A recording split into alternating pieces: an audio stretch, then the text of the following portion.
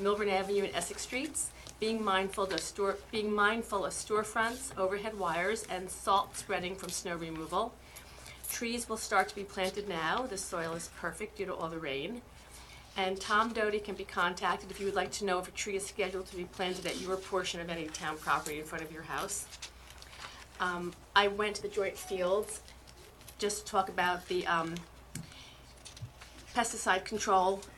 That is, so the Environmental Commission Chair, Elizabeth, and I went, and we discussed the pesticide use on our town fields. And all pesticides control is governed by an IPM, is Integrated Pest Management. One issue is that town fields and school fields are regulated by different IPM standards. Fields are scheduled to be fertilized during school breaks with liquid fertilizer, and the plan for optimum fields is to aerate, overseed, and fertilize using pesticides only as needed. And the one request they made is on the Recreation website. There's a tab on the left for parks and facilities, and the treatment dates and details are provided. The Environmental Commission asked if this could be highlighted on the Recreation's main page, providing treatment schedule, and they should include the timing of applications, how long the field should be closed, and they should, in addition to flagging the fields, they should possibly put a sign up. Currently, all these emails are sent from the buildings and grounds to all the school principals. They will also give it to Nancy Dries, who will add notifications in the Friday newsletters of Miller Mail. And that's it. Thank you. I also attended that. I'd just like to add that. Hang on 1 second. Can I call on you first? Yes. Thank you. Okay. I know it's very exciting. Okay. Ms. Lieberberg. At the Joint Fields meeting, they also mentioned that they successfully completed the fencing at Glenwood, the topsoil replacement and irrigation system at the Washington School. The high school baseball field has been reclaimed and completed, and the safety netting at the high school is now also completed. Do you have any other reports? Yes. Parking ad hoc. We met on Thursday, September 27th, to discuss some issues. Here's a short summary. Lot 8 across from the Short Hill train station, and Lot 12, which is the lot next to the Millburn Deli and Basilico. We're looking to repave them in 2009. MPay, as of November 1st, you will no longer need to keep a minimum of $25 in your wallet. On Election Day, we will have parking available on the library side of Glen Avenue with some signage for voters. The library lot gets quite busy. There's currently three districts that we're voting there, and this will help alleviate some of the parking congestion. We had discussed some sort of summer sticker for summer internships, for summer interns that are and last but not least, reviewing the current parking deck by the Millburn train station to make adjustments for business parking, shopper parking, and overflow commuter parking in the designated spots, to take some accurate counts and reviewing the allocations to maximize usage for all parties. That completes my reports. Thank you. Mayor, can I ask her a question? Sure. The Church Street, apparently we've been getting emails, has a restriction on parking, and now there's the community garden. And so now people can't legally park at the community garden to garden. My husband happens to have a plot there, so I know, but is that something we can We're look going into? to look at it, yes. Okay. Rosenberg. So seniors and anybody can get their flu shots on the 10th next week at the Bauer Center. I think I might go do that as well. The DMDA had a really nice day today at the farmers market. For once, it didn't rain on a Tuesday, which we've had a lot of, and it seemed to be really bustling today. I was pleased to see that. We had Millburn Live about 10 days ago, and we had a roving accordion player playing in the restaurants. The DMDA is working on their audit. I know they're doing everything on schedule and as requested, so we appreciate their hard work. The marijuana committee or marijuana research committee, research committee, I don't want to say it the wrong way, there's some new news about that I saw, that we originally reported that if marijuana is legalized, we would have 360 days in which to opt out of allowing it in our town. Something I just read recently that came across my desk said that it would actually be 180 days.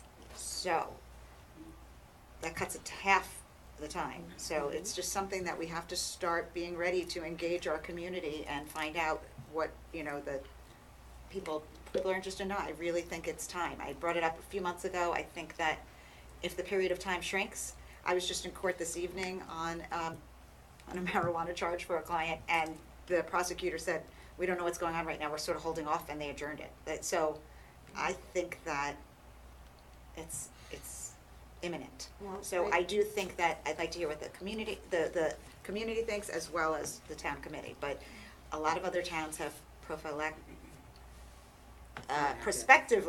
proactively banned or issued a resolution banning from their community when this happens. So again, I don't know what people want, but I think that we should start looking into it, because the time will come and it's nice to be ahead of something instead of reactive.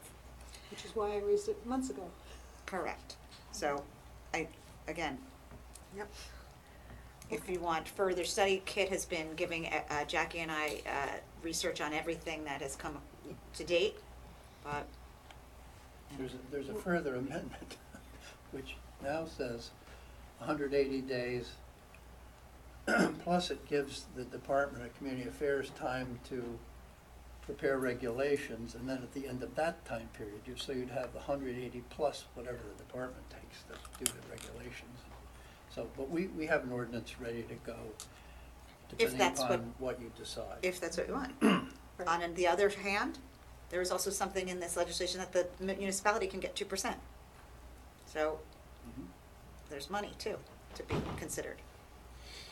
So again, just It's trying something we to have give all aspects. Finally, 2 weeks ago, I talked about placemaking and how I wanted to follow up with, the efforts, and I understand Alex met with Elizabeth Murphy from, what is she, Public New Jersey?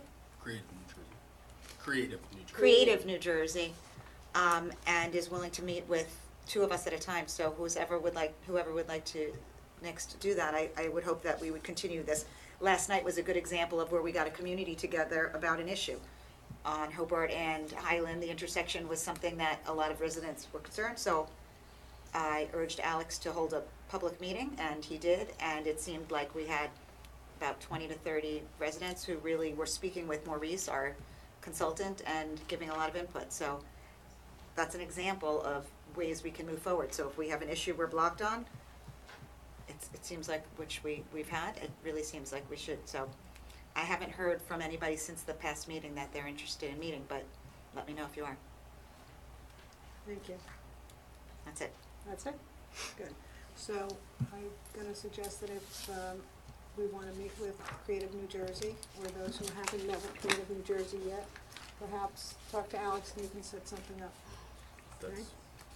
desire, yep. Great, okay. Do you have any reports? I do know. No reports. Anyone, do you have any reports? Oh, No?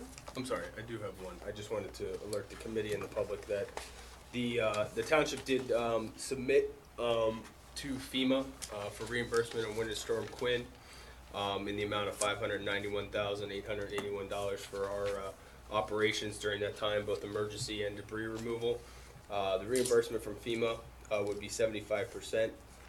We have gotten some word that the state of New Jersey as a whole may not meet the threshold to be reimbursed. So although we have submitted our application for public assistance, that does not necessarily mean that we will receive that money. But if we do, and if the state does meet that threshold, we're already in line. May I ask what determines the threshold? It's a dollar figure throughout the entire state, correct, based on damage. Based on each community's portion? A total, right. So every submission from the state. So for instance, with something that happened in Little Falls with the flooding and things like that, because it's just one community, that would not qualify for public assistance. And a larger storm like Winter Storm Quinn that affected multiple counties, multiple municipalities, has that potential, but there is a dollar threshold that it has to meet. Mr. Falcon, any reports? No report, Mayor. I'm going to introduce Rob Walton, our representative from JCP&L, still. Yes, still, a very timely lead-in from Alex referring to the March 7th storm. Glad you brought that back up again, thank you. So we serve 8,104 customers in Millburn Township, and we wanted to try to improve reliability for each and every one of them. The BPU created in December of 2017 what they call IIP, Infrastructure Investment Program, and it is a rate mechanism that incentivizes all the utilities in the state to make significant investments in infrastructure, not just electric, not just JCP&L, but gas, water, sewer, and of course electric as well. We submitted to the Board of Public Utilities our plan in June of this year to do a series of infrastructure improvements. Coupled with that would be a slight rate increase, a rider, that would expire after 4 years. It would start at 49 cents per month in the first 6 months, and it would peak at $1.89 per month at the end of the 4-year program. Keep in mind, JCP&L has the lowest rates of all the electric utilities in the state. We also have a current rider to pay for Hurricane Sandy that will be expiring sometime in the next 2 years. That is a little more than the new rider we're asking for. So electric customer rates won't be nearly drastically affected as we're describing. Coupled with natural gas keeping rates falling, we think our customers will not see that big of a rate increase. But the crux of the program is the reliability improvement. So there are 4 main programs. There is replacement of underground wire in certain parts of our service territory. That is not it's slated for Millburn Township. The parts that are slated for Millburn Township are an increased tree trimming program, improvements to substation integrity, replacement and upgrades of certain fuses, as well as replacing some of our transformers in our service territory. So in Millburn Township, we would replace on 5 different poles our breakers with trip savers. Trip savers are automatically closing circuit breakers. So in a normal situation, a tree limb or an animal contact, or like today's motor vehicle accident, the trip would occur, the breaker would open, and a crew would have to come out, inspect the line, reclose the breaker, restoring power, or repair the downed wire, and then close the breaker. The majority of our outages are short duration events that do not necessarily require a repair. It's a tree limb falling on a wire and falling to the ground, it's an animal contact, or some other short in the system that causes it a fault.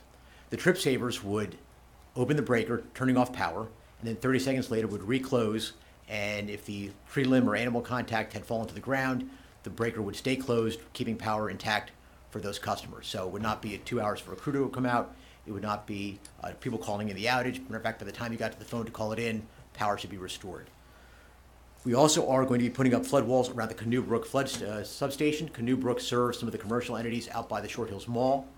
That did flood during Irene. We have a temporary flood wall there now. We'd be adding a permanent flood wall there as well. One other improvement to mention, we would replace the fencing at the Millburn substation to make it more secure and hopefully more aesthetically pleasing for that fence. The other items that we would be adding into our infrastructure in Millburn would be replacing reclosers with smart reclosers. So currently there are a handful of reclosers in Millburn Township that operate just like the trip savers, except they serve a larger section of customers. Again, an outage occurs, the recloser sees the outage, it opens, a minute later it recloses, hence the term recloser, in the hopes that whatever caused the outage has gone away, power stays restored. Right now we have 3 of those that serve Millburn Township. We're going to be replacing those with smart reclosers. Those smart reclosers will send to us at our DCC, our Distribution Control Center, information that that recloser has tripped, and then we will know if it stays tripped open. So we will know when that outage occurs instead of having to rely on our customers to call us in when they have an outage. This is the beginnings of creating a smart grid for our service territory. We also would install between the Short Hill substation and Academy substation what is called a recloser loop scheme. So you take these same reclosers, you put them together in series, and when one activates, others can close to narrow the scope of an outage.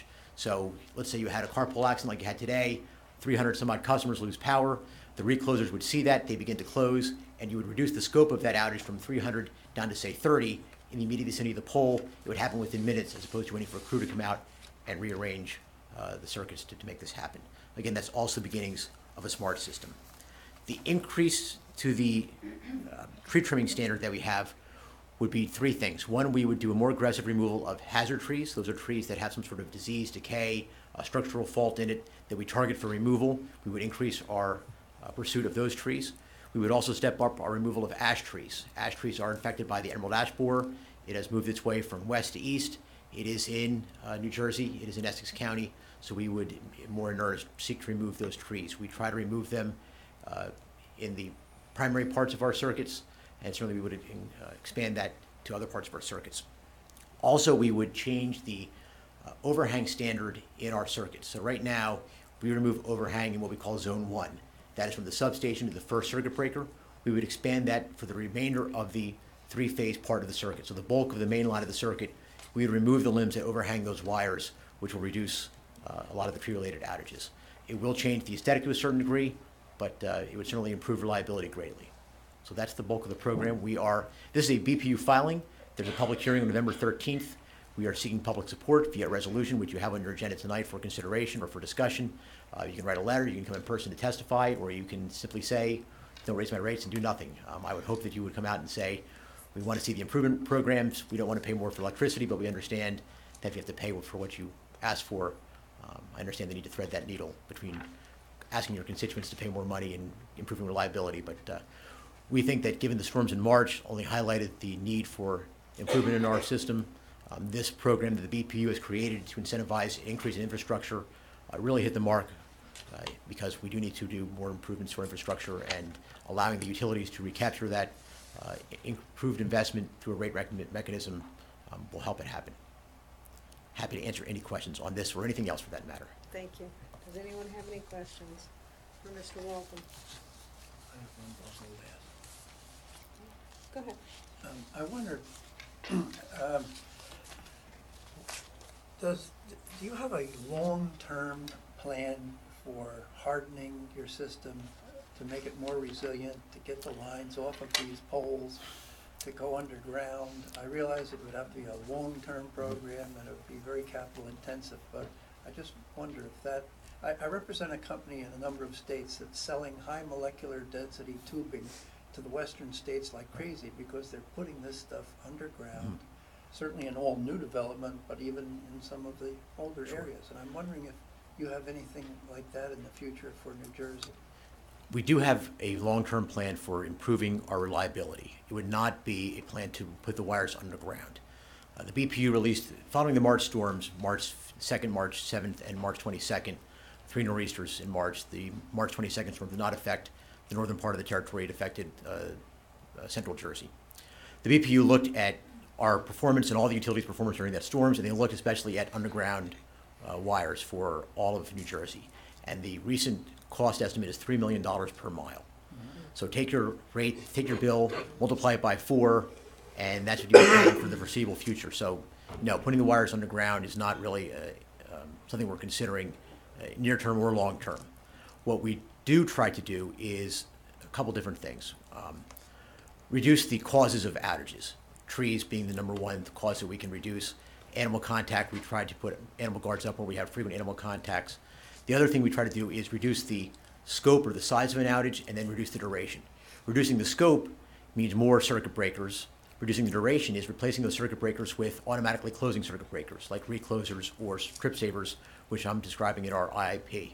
So the better bang for your buck is to remove the cause of outages, which are trees and limbs, and then reduce the scope and time of outages, which is putting in these smart devices to limit the scope and duration of these outages. That's our strategy long term, is to put more of those devices into our system, make it a smarter system, a quicker responding system that reduces the amount of time our crews need to spend in repairing things and the amount of time our customers are without lights. So assuming that this gets approved, how long a period of time will it be for these changes to be made? 4 years. 4 years. It's a 4-year program. We get the money over the 4-year period. We have to spend it in the 4-year period, and the BPU scrutinizes that weekly to make sure that every dollar we get goes to what we say we're going to be providing. And if we don't, then we don't get the rate increase. And how does it work in terms of what areas you do? When would, let's say, if Millburn were on the map to have work done? Sure. Where are we in the scheme of things? Depends on the device and the program. So some of the transformer replacements are in 2019. Some of the substation upgrades are in 2020. Some are in 2021. Some are in 2022. And the tree trimming is depending on the substation throughout the 4-year period. Some of them will be in 2019. Some of them will be in 2021. Some will be in 2020. So each year there'll be different parts of this program implemented in Millburn Township. And that's true of all of our communities. Each try to even out the work across our service territory.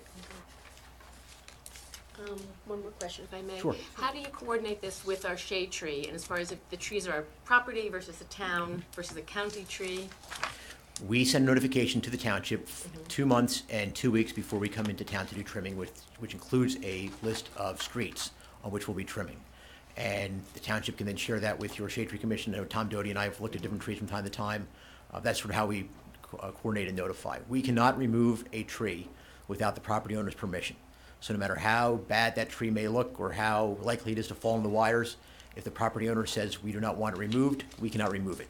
If the Shade Tree Commission, we often do this with Tom, he will point out trees to us that are in need of removal, that are close to our lines, that he or his contractors cannot remove, and we will come in with them and either top the tree so that your contractors can remove the bottom of it, or we'll remove it entirely. So we work closely with our Shade Tree Commissions, and especially here in Millburn. Tom was a former JCBL employee. Oh, I He didn't knows the know that. drill, so, Oh. yeah, So 2 things, no eminent domain on trees, correct.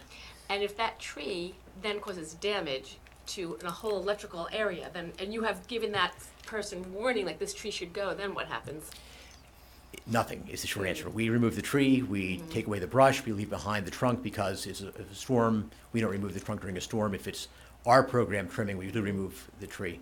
Right. We leave it behind, and it's just part of what's included in your rate. So one of the things that I'd like to be talked about during the storms is that everybody else's trees are falling on our equipment, but we're the ones that take all the grief and wind up cleaning it up. That's just sort of the nature of the business. And last question, when you give Tom notice of 2 months and 2 weeks, do those streets, do those residents get the same notice? We go door to door Oh, you do? and knock and talk to the residents whose trees we want to remove, whose trees we're going to trim, yes. That, JCPL doesn't do it, our contractor does that, Right. our forestry contractor, our vegetation contractor. Good. Any other questions? It's a 4-year program. You mentioned 2019, 2020, 2021. And then 2019, 2020, 2021, and 2022.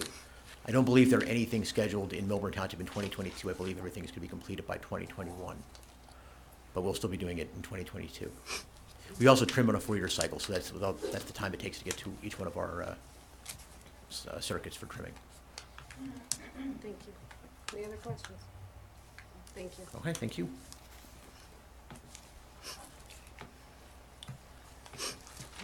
Consent agenda items, bills list to authorize refund of tax overpayments, to renew the contract for winter ski trips, and 2 raffle licenses, 1 for St. Rose of Lima and 1 for the Valerie Fund. Are there any comments from the committee on the public, on the consent agenda items? No? Any comments from the public on consent agenda items? No?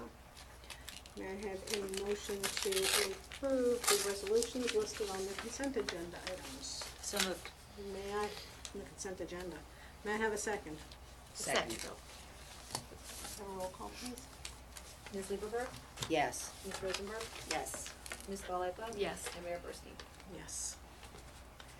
Resolution 18223 is the resolution to support the JCP&L reliability plus, any, what? Program.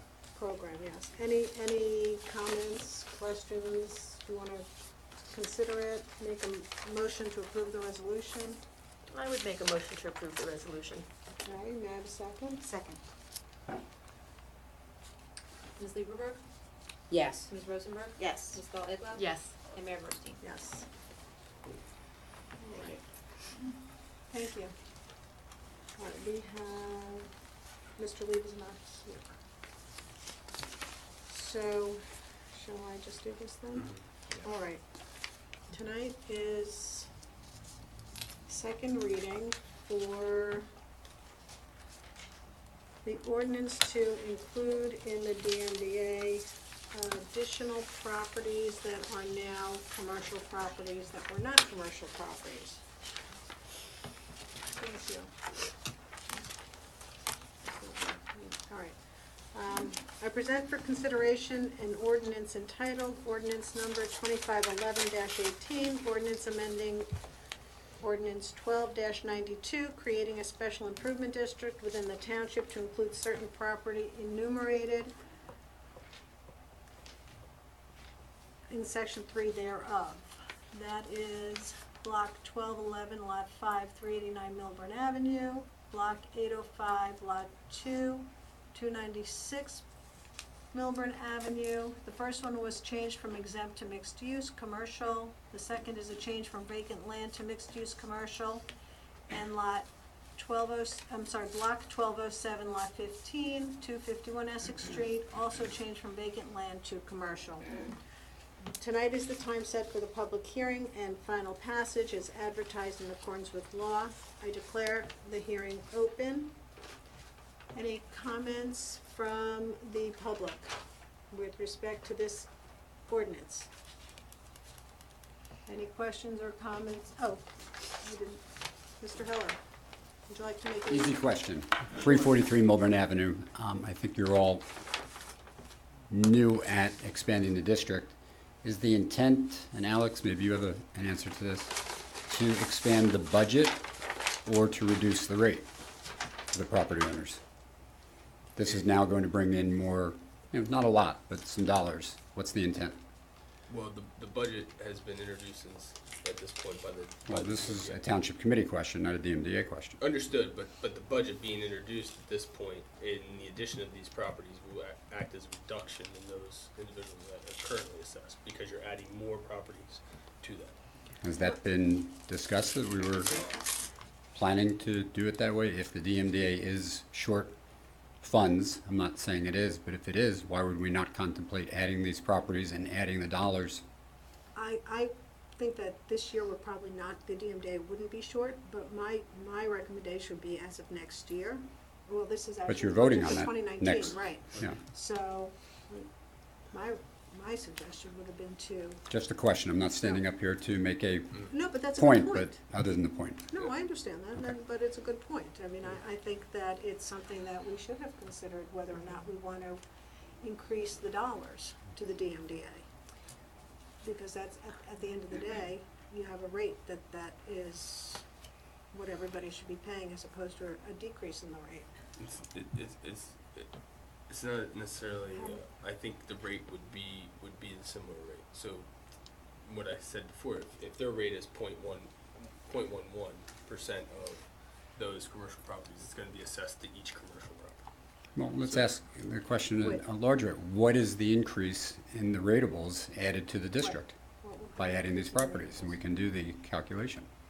I don't have the assessed value of these properties on this ordinance. Perhaps our liaison to the township committee the DMDA would have that answer. I mean, somebody must have had this discussion, because I brought it up any number of times to the DMDA prior as to how we were going to handle these new properties, prior to you, David. But it has been brought up any number of times. Okay. Can I ask a question? This would be for next year, like, not the money they've gotten for this year, because we don't really know how the DMDA is gonna Wait, fare, No. right? So right now, the budget is in front of us for 2019. Right. So they've done their budget, although if you're adding, I don't know how much Right. this will add to the budget, probably not a whole lot. But the question is just a fundamental question, whether or not you're going to enlarge the budget and everybody's gonna continue to pay whatever the percentage is, or whatever the rate is, or whether you're gonna use the budget that they've got today, or that they've presented to us and divide it by, I would be in favor of keeping the budget as is, because we don't really know the progress the DMDA is gonna make. Apologies, we just really don't know what the future is, and to give them a bigger pot to work with, I don't think that would be prudent at this point. I disagree with you, but Oh, that's okay. okay. Well, that's okay. But- We've disagreed but- before. Yes. Could we at least either from Jody or from David to hear Well, yeah, if that but discussion is after you're finished, taking well, place? I'm sure that Thank you. somebody else will come up. Yes, David, you wanna come on up?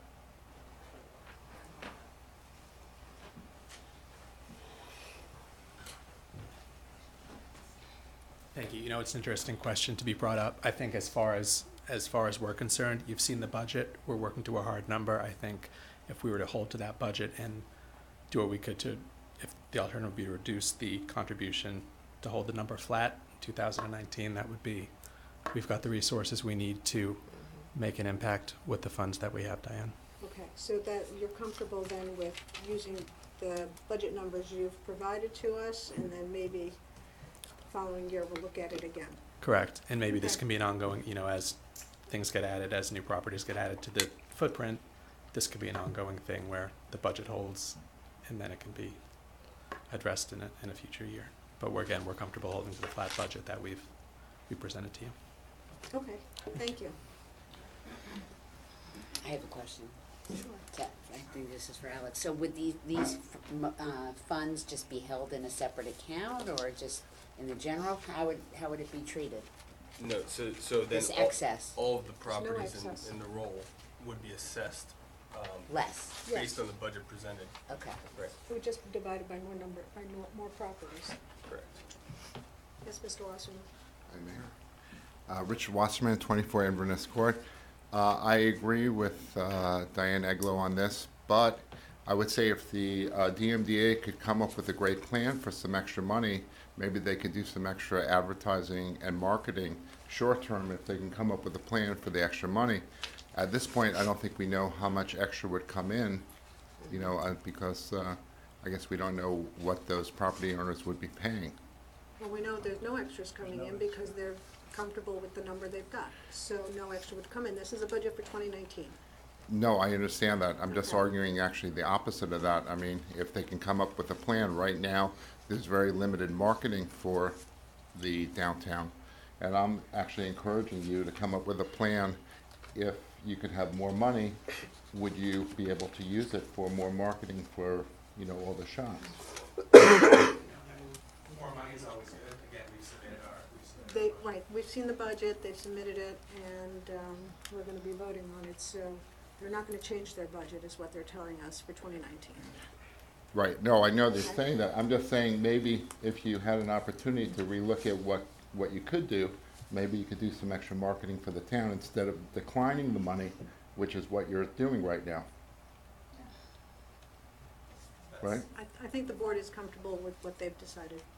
Okay, thank you. Thank you. Any other comments or questions from the public? Okay. Any other questions from the township committee members? Okay, I move that this public hearing be closed and the ordinance be adopted on final reading, and that the township clerk be directed to publish the ordinance by title as passed on final reading in accordance with law. May I have a second? Second. May I have a roll call vote, please? Ms. Lieberberg? Yes. Ms. Rosenberg? Yes. Ms. Bellagio? Yes. And Mayor Barsney? Yes. Ms. Paul Eglo, you have an ordinance? Yes. Ordinance number 2512-18. I present for consideration an ordinance entitled, Ordinance Authorizing Assignment of Open Air Cafe Property Lease Agreement between the Township and CB Millburn, LLC to JGIL Millburn, LLC. And this is the patio behind Charlie Brown's. And since Charlie Brown's has sold their property to JGIL, they would like to continue this to the end of the year. Cheryl? Keep going. Oh, tonight is the time set for the public hearing and final passage as advertised in accordance with law. I declare the hearing open. Are there any questions or comments from the public on this ordinance? Any questions or comments from the township committee on this ordinance? Oh, I should also mention, this is just going to the end of the year and has to be renegotiated again in 2019. I move that this public hearing be closed and the ordinance be adopted on final reading, and the township clerk be directed to publish the ordinance by title as passed on final reading in accordance with law. May I have a second? Second. Ms. Lieberberg? Yes. Ms. Rosenberg? Yes. Ms. Bellagio? Yes. And Mayor Barsney? Yes. All right, Ms. Rosenberg. I would like to present an ordinance entitled, "An Ordinance of the Township of Millburn, County of Essex, State of New Jersey, amending Chapter 7 Traffic of the Revised General Ordinances of the Township of Millburn." This ordinance is to address time limit parking on Essex Street. This will unify all of Essex Street to have the same time limit on all sections of the road. It'll reduce some confusion as to different time limits along the roadway and will give patrons more time to park and shop within the downtown. So on Essex Street, there were some areas that were 1 hour that are now going to be 2 hours. So from Essex Street, the southeast corner of Main Street, easterly to Holmes will now be 2 hours. And from the intersection of Essex Street with Main Street westerly, for a distance of 216 feet, will also be 2 hours. I move this ordinance be taken up and passed on first reading, and that the township clerk be authorized to have the ordinance published in accordance with the law on the item and for hearing on final passage on Tuesday, October 16th, 2018. Is that correct? Oh, I'm sorry. Yeah. Next meeting. Okay. May I have a second? Second. May I Ms. have a vote? Lieberberg? Yes. Ms. Rosenberg? Yes. Ms. Bell-Egler? Yes. And Mayor Barsney? Yes. I would like to present an ordinance entitled Ordinance 2514-8-18, an ordinance to amend Chapter 13 Fire Prevention Code and Chapter 8 Parks and Recreation of the Revised General Ordinances of the Township of Millburn. The ordinance will change the permit fees to comport with the New Jersey Administrative Code and the New Jersey Uniform Fire Code with respect to the types of permits and charges. And the other piece of this is to prohibit now permitted by the state sparklers, I guess, in any park. So to have in their possession or any inflammable explosives of inflammable material, or anything else in the sparkler, snakes, glowworm, glowworks, smoke devices in our parks. I move that this ordinance be taken up and passed on first reading, and that the township clerk be authorized to have the ordinance published in accordance with law in the item and for hearing and final passage on Tuesday, October 16th, 2018. May I have a second? Second. May I have a vote, If please? I have a question about this, is now the time or not? If I have a question about, Sure. okay, why are we banning sparklers In the parks. in the parks? Just in the parks. But why? Are Probably- they deemed dangerous? Well, I mean, sparklers are fun, I don't know. I actually think that it's probably a good thing not to allow them. Well, listen, kids run, kids play, you run, accidents happen. I was just wondering, because sparklers seem pretty innocuous, but. You can play with them on your streets, play with them in your front yards and your Okay. backyards. And birthday cakes. And birthday cakes. Okay. Anybody, you'll be able to talk about it at our next, when it comes up for final passage. Anyone who doesn't think this is a good idea, you're welcome to voice your opinion.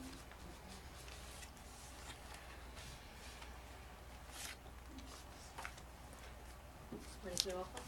Yes, my roll call, please. Ms. Lieberberg? Yes. Ms. Rosenberg? Yes. Ms. Bell-Egler? Yes. And Mayor Barsney? Yes.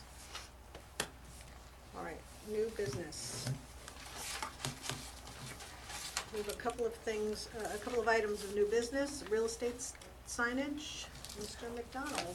Yes, the township was approached by a New Jersey realtor to discuss the fact that temporary signage in the township is not prohibited, or is prohibited, and this was inclusive of trailblazing signs for realtors, and would like the township committee to discuss or take under consideration lifting that prohibition specifically for those trailblazing signs for open houses and such on Sunday.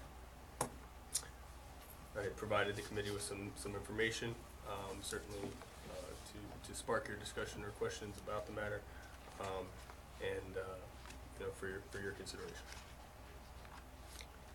So basically, everyone has the signs out, we're just going to now permit it. Right? His thoughts? I have no problem with it. I think it's the practice in many towns. I read what the Realtor Board said, and it seems persuasive. They're just beacons on those days, and as long as they're removed by the end of the day, then it's not a problem. I agree. I agree. Ms. Lieberman? I have no problem with it. Okay. Yeah. Easy discussion, okay. Next is, last time we spoke, we were together, we talked about the construction activity regulation. And did everybody have a chance to look at the draft ordinance?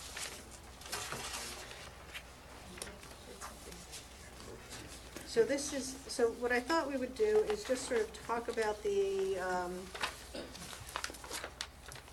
items in it, and then if you have any comments with respect to the text of the ordinance itself, maybe we just give it to Mr. Falcon and let him look at our comments, and then if he has any questions for us, he can ask us. But this would be amending the title of our relevant statute would be amended to read construction activity mitigation. It would expand the regulation of hours of construction and the use of power equipment to include regulating the use of heavy equipment, imposing requirements for dust and silt control, requiring fencing and toilet facilities, limiting the location of dumpsters, and requiring compliance with current tree preservation ordinance in order to impose controls limiting the negative effects on neighbors. Some new definitions for construction activity, power equipment, heavy equipment, legal holidays. They're not all new definitions. There's activities restricted now includes a prohibition on operating heavy equipment separately from power equipment.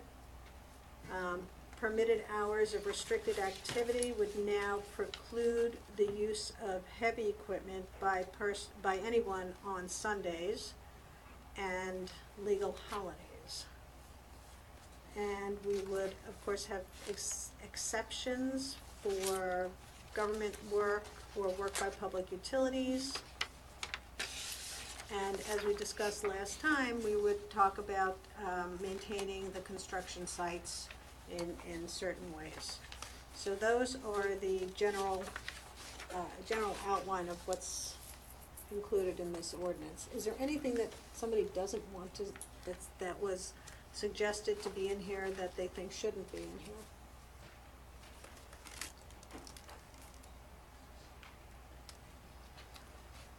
I think this answers a lot of the complaints we've been getting, Right, and I think it's good. okay, good. So in short, you could do your own work on a Sunday as long as it's not power equipment. So you can't backhoe on a Sunday, but you can leaf blow on a Sunday, your own Correct. house. Correct. Okay. This ordinance, as it was distributed to you, I want to make sure that you understand that it was vetted with the engineer, the construction code official, the administrator, the code enforcement official, and they made a number of suggestions for its improvement, which we have incorporated within the text. It was a good effort on the part of your staff here to try and make this as good as it could be. Well, except we're gonna make it better. Yeah, I have another question. So when it talks about violations, it says the code official can issue a stop work order. But on a Sunday, practically speaking, if my neighbor is backhoeing, So, and that was Please. actually one of the later revisions. So just to clarify is that the police department is listed as an enforcement department on this, but it should be clarified that their enforcement will more than likely be restricted to the hours of operation and the days, so that if somebody is backhoeing on Labor Day, you would call the police and they would enforce the ordinance. But generally, the other items in this, obviously, unless somebody's, doing that work on a Sunday, that might be debris removal and they're not wetting it down or whatever it is, That would still be a call to the police department because they're working when they shouldn't be as well. But most of these other things would be enforced at other times. Go ahead. It says requiring dumpsters to be kept on site or obtaining the necessary permit for on-street placement. Are we going to look at, there's some locations that I've noticed in the township where they had multiple dumpsters. Are we gonna restrict and say one dumpster per house? Yeah, that situation in particular was an anomaly, I believe, in which the individual had overfilled the dumpster and had to bring in a subsequent dumpster to be able to get both dumpsters out of this.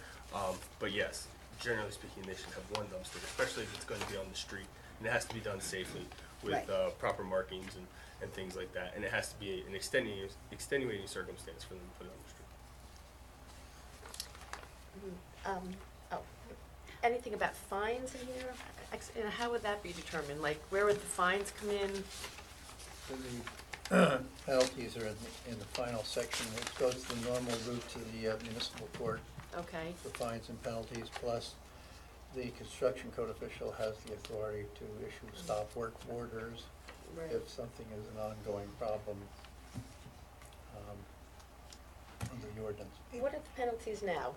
How, if somebody has been, Dave Cuomo's gone out there multiple times, like, when do we decide we're gonna find a builder or a contractor? How does that work? I couldn't answer when you decide, but I do, Elizabeth Andes is here, my associate who worked with the staff. The one-day violation now under the municipal code is something like $1,200. I don't know the amount offhand, but it is the general violation code that we incorporate into this. And every day is a separate violation, Right, so every day it'd is- be fined Every day is a separate violation. Yeah. So these fines can add up.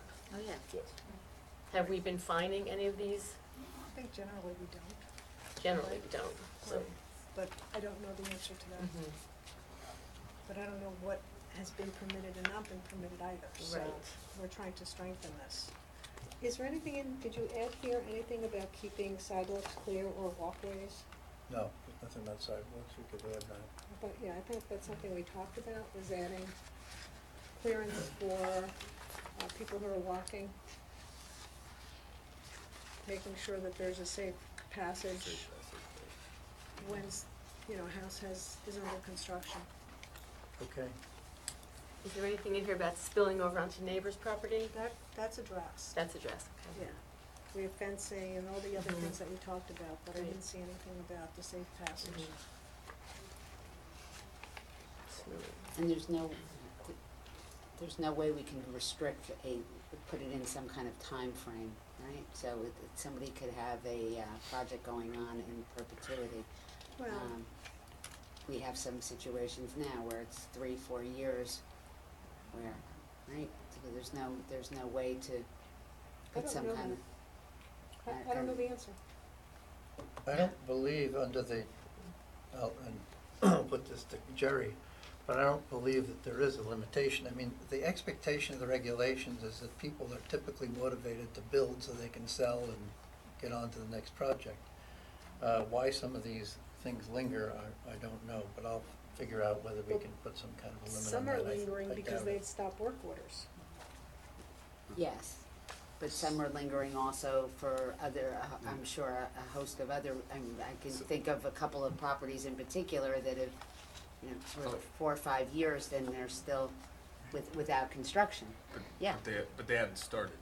I think. they haven't started, but they're vacant and they're unsightly, and I don't think that's, But that's not is that a construction that's issue? I don't know if that's a construction or a violation or, but, I think that's probably a separate conversation, but you had brought that up to me. Yes. I think it's something we can look into to see if if there's any but- kind of mechanism for us to, But in my conversation with the Department of Community Affairs, who does regulate this, they were very clear about their rules and the time limits that contractors have, it's very favorable to developers and contractors. But certainly we can take a look. Anything else on this? So my suggestion is if you do have comments on the text, then we'll get them over to Kip. Okay? Any other new business? Any old business? Yes, Yeah. Okay, let's get to it. hang on. Ms. Farnborough. Okay, I do have something written up, so I would, this kind of piggybacks on last week when Committeewoman Rosenberg brought up about what we're doing about the complete streets and flex parking and moving forward with the town. The town survey told us that a large percentage of responders, the vast majority being residents, do not like how the town's infrastructure was altered. The flexible parking is a problem. It is difficult to navigate, it is dirty. Striping tape at a cost of $3,000 was applied to delineate parking spaces. And now this tape is in the process of being removed by hand by our DPW staff. The designer, Arterial, out of Montclair, sold the idea of flex parking and removable ballards to allow for parades and 2 or 3 annual street fairs. The Memorial Day parade was canceled, and the Snowflake Parade will be held in Taylor Park this year. The street fair vendors' tents were hanging over the flex parking, visually unappealing and a possible tripping hazard. Can't say that word. Ballards and light poles have been hit, removed, and replaced. Car doors have been dented, hitting them as well. The town administrator did provide the committee with a report that the town just spent over $10,000 removing hit and damaged light poles. I thought you were going to report that, so there's more information on that. Overwhelming responses were to return asphalt to curbs to Millburn Avenue, preferably this past August. The town's consultant worked with our town engineer to formulate bid specs to do exactly that. Unfortunately, only 2 bidders responded, and both were immediately disqualified. I do not believe that we need to hire a public space planner, as Committeewoman Rosenberg suggested last time, who would merely serve as a conduit to hire more outside engineers, planners, and traffic consultants, while holding more public meetings. This, in fact, sounds exactly like what Arterial did. Arterial's contract cost the town $1.2 million. This service also would not be free and could cost the township at a minimum an additional $50,000. But more importantly, this serves to delay any decision-making to remediate the damage and harm caused by the multi-million-dollar complete street project. The mayor has created an ad hoc committee that consults with our own town traffic consultant to find ways to address all this new speeding and cut-through traffic in Washington and South Mountain section neighborhoods. Mayor, I would like to be on that ad hoc if possible. We are now adding speed bumps, new all-way stops, and considering enlarging and reconfiguring existing traffic circles, all at a cost to the taxpayers. The areas around Hobart and Highland Avenue have also seen increased traffic and speeding since complete streets, because we know people have found and will continue to find alternate routes to avoid the traffic in town. The entire Complete Street project has hurt our merchant and has resulted in these constant new fixes, all the while not addressing the real problem. There is no magic wand, and we cannot simply wish this away. I propose that our town's engineer, traffic consultant, along with our town planner, determine the specs once again to remove the flexible parking and return the right-hand slip lane back to Millburn Avenue to allow cars to yield to emergency vehicles. We also must change the entrance into Duncan parking lot off the crosswalk. This could all be accomplished, and we could be ready for a July start date. There are many, many more things that must be addressed to bring Millburn Avenue back to some semblance of normal. But I firmly stand behind not delaying addressing what we have been left with. And I definitely stand firm on not considering any new construction east of Main Street on Millburn Avenue until we have addressed these problems. Thank you. And I would feel free if anyone wants to discuss anything here. Well, in my opinion, I've had multiple people come to me and say, the flex parking is, don't spend my taxpayer money, people use it, people park there. It may not be the most beautiful, it may not have been the best design element, but we've got it, and let's work with what we've got. So I for one, would not agree to spend money taking out flexible parking. I think that's just throwing, if you want to call it good money after bad, so be it. It'll cost us approximately $20,000 a spot. You're talking spending $500,000 for 23 parking spots. To my mind, that is not a good ROI, return on investment. Well, the bid specs were made public, along with our engineer's estimate, which was $250,000, not $500,000. We did have over 1,200 responses. 75% wanted this removed, and 80% were our residents. And it's not just the flexible parking, Mayor. It is that we don't have a right slip lane any longer to yield for traffic. We have the parking lot. They changed the egress and entrance for Dunkin' parking lots, and we're having cars exit directly onto a crosswalk. I agree can't with believe you on anyone that. has agreed with that. Listen, I completely agree with you on that crosswalk, but you may not get a traffic engineer to agree with you. Unfortunately, but, I mean. So a traffic engineer would think that this is a good configuration, having cars pulling in and out onto a crosswalk? I can't tell you what a traffic engineer thinks, but I happen to agree with you. I don't think the crosswalk's in a great location. Well, But I'm not sure I agree with you in terms of the ingress and egress listen, I'm not a traffic engineer. I have to rely to a great degree on the people who, that's what they do, you know? I know that, but what can I say? I'd like to add something. We conducted this survey at the request. We had 1,200 responses. It was the overwhelming favor of the removal of flex parking. We put it out to bid, the committee voted to remove it, and now the entire mandate has been tabled. We need to move No. forward with this. No, The but- residents, the merchants, the visitors have all spoken, and now it seems, it has disappeared. Well, first of all, we put it out to, you guys voted to put it out to bid. We put it out to bid. The bids came in. The bids were rejected. It's not that it was tabled, the bids were The rejected. bids were rejected. It That's was a very what tight happened. time frame. I believe we should put it out to bid again. Well, I think if you want to take a vote as to whether or not we should put it out to bid, again, I think it's just a waste of our employees' time. I think it's a waste of our money. I think that it is, you know what it's gonna cost? You're gonna still I- vote again to spend $500,000 to do it? It's not a $500,000. Well, that's the bid that we got. We got The bid- one the- valid bid. We got, You got one valid bid. and we rejected that bid of $500,000. The other bid that was $230,000 was more in line with what we believe the cost and the expectations will be. You didn't get a valid bid, though. It wasn't a valid Well, bid. let's put it out to bid again. Let's do it, let's put it out to bid Let me again. ask, I have a question for you. Last year, when you and I were running for Mm-hmm. Township Committee, and we were talking about finishing the Douglas, right? What did you keep insisting that we do? I'm not sure I know what you're referring to. The referendum? We're gonna spend the money, let's do a referendum. Don't you think that this, spending your taxpayers' dollars on $500,000 to, It's not $500,000. but We whatever did, it may be. we conducted a survey. Whatever it may We be. conducted a survey. But whatever it may be. We're not in public session. This is a business, a meeting until it's open to public.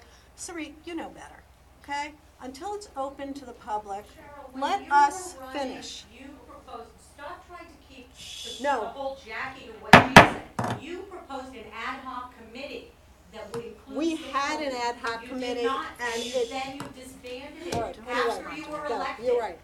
So, I mean, if you want to suggest referendum to spend this kind of money, to redo it, then feel free, while your voters can vote on it. But I personally, I wouldn't vote to put it out to bid again. Let me put it that way. I think it's a waste of your employees' time. I think it's a waste of our money. I think redoing it and doing away with it is a waste of our money, now that you know what it'll cost. I completely disagree. I know. Well, it's not just the flex parking and that we don't have a yield for the emergency vehicles. I'm not gonna repeat again, I was on the squad many years, I understand how cars have to move out of the way for a fire engine, an ambulance, and a police car. They can't do that now. I have friends and people telling me, they get very upset when they see cars stuck. Wait, let me finish, please. Okay, but Wait, you're no, I wanna- mixing apples and oranges. No, I'm If you're talking talking about the We have to slip lane, start. it's one thing. If you're talking about flex parking, it's another thing. It's the entire issue that we have, what we were left with from arterials design. And if we don't have our engineers and our planner look at this, this cannot stay. You talked about, Jody, about the live and the band Friday night, 2 Friday nights ago. I was standing on the corner with my husband when the band was playing, and a huge semi truck came up Main Street. The 2 ladies from the Ed Foundation were handing out flyers, and we all had to jump back because that semi came over on top of the curb when we were standing listening to the band.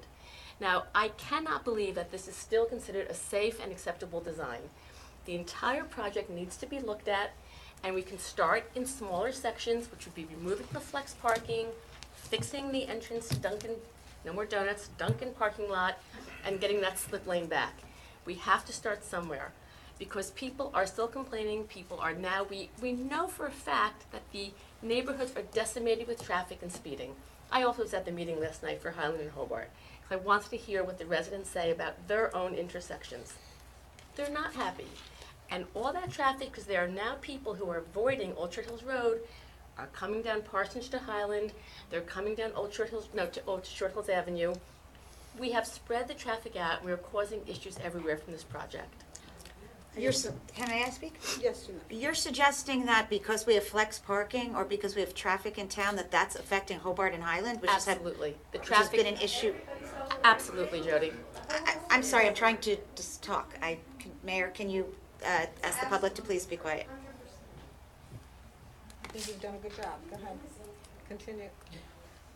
I'm sorry, what was your response? The Hobart and Highland dangerous intersection is caused by the construction in town. Traffic has increased because people are using that as a thoroughfare to avoid Old Short Hills Road. Absolutely. And this you know from what studies? People, I do it.